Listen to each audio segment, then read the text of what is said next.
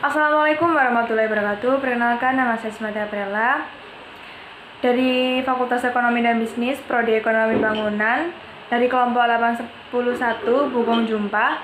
Di sini saya akan menceritakan kembali mengenai materi ospek hari ini yang disampaikan oleh Pak Slamet Aryadi, SPSI MSOS, selaku DPR RI Dapil Jatim Madura, mengenai cara menumbuhkan jiwa berbangsa sesuai dengan Pancasila. Pengertian 4 pilar. 4 pilar kebangsaan Indonesia terdiri dari Pancasila, Bhinneka Tunggal Ika, NKRI, UUD 1945.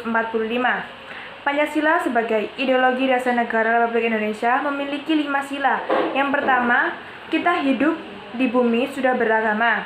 Kemudian yang kedua, kita sebagai manusia dituntut harus adil. Yang ketiga, persatuan Indonesia merupakan prinsip kita dengan asas persatuan tanpa harus membeda-bedakan. Kemudian Bhinneka Tunggal Ika, semboyan Indonesia dengan berbeda-beda tapi tetap satu jua. Perbedaan jangan dijadikan sebagai penghambat.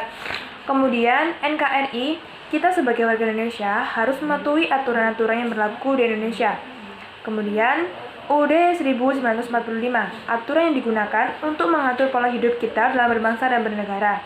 Kemudian disampaikan oleh Pak Kapolres Bangkalan mengenai kerjasama pihak kepolisian dengan Univ UTM dalam menjaga keamanan mahasiswa, yaitu dengan cara membackup melalui pendirian 3 pos pantau di sekitar UTM dan melakukan patroli dan berhasil membongkar pencurian motor di daerah Sukolilo.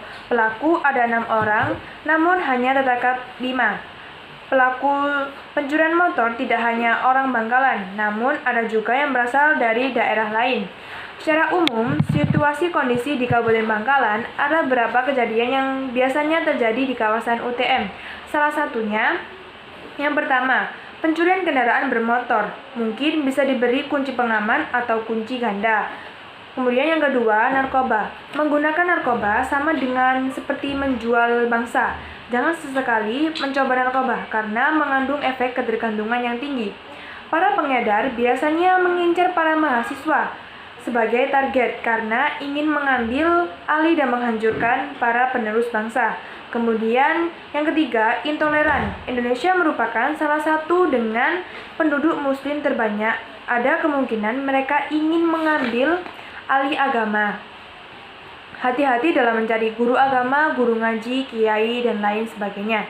Jangan mudah terpengaruh oleh gerakan-gerakan kelompok radikal, yaitu gerakan membaca agama Islam, sehingga kita tidak mudah untuk diadu domba. Kemudian, begal, curanmor, dan lain-lain merupakan kasus yang tergolong street crime, khusus untuk wilayah Universitas Trunojoyo Madura. Para anggota kepolisian melakukan upaya. Yang pertama, polisi melakukan patroli secara terbuka dan juga tertutup. Yang kedua, ada juga anggota intelijen dan reskrim.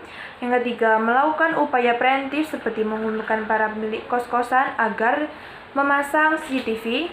Kemudian, melakukan prevensi seperti mendirikan 3 pos, yaitu di Telang, Pendebeh, dan Sedeng.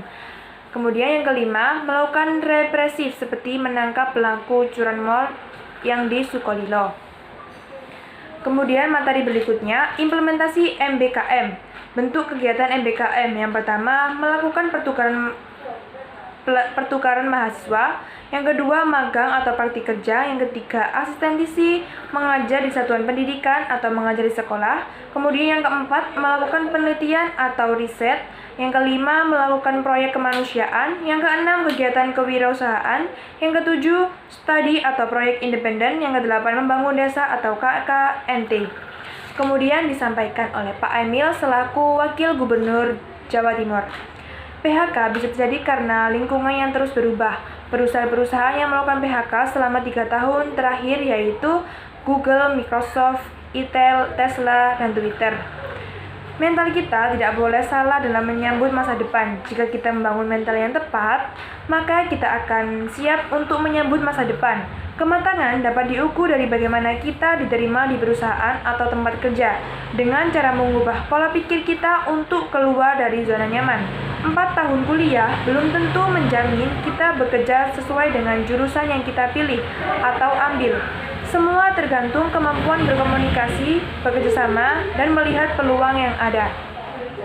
Itu itu tadi materi yang bisa saya sampaikan. Kurang lebihnya mohon maaf. Wassalamualaikum warahmatullahi wabarakatuh.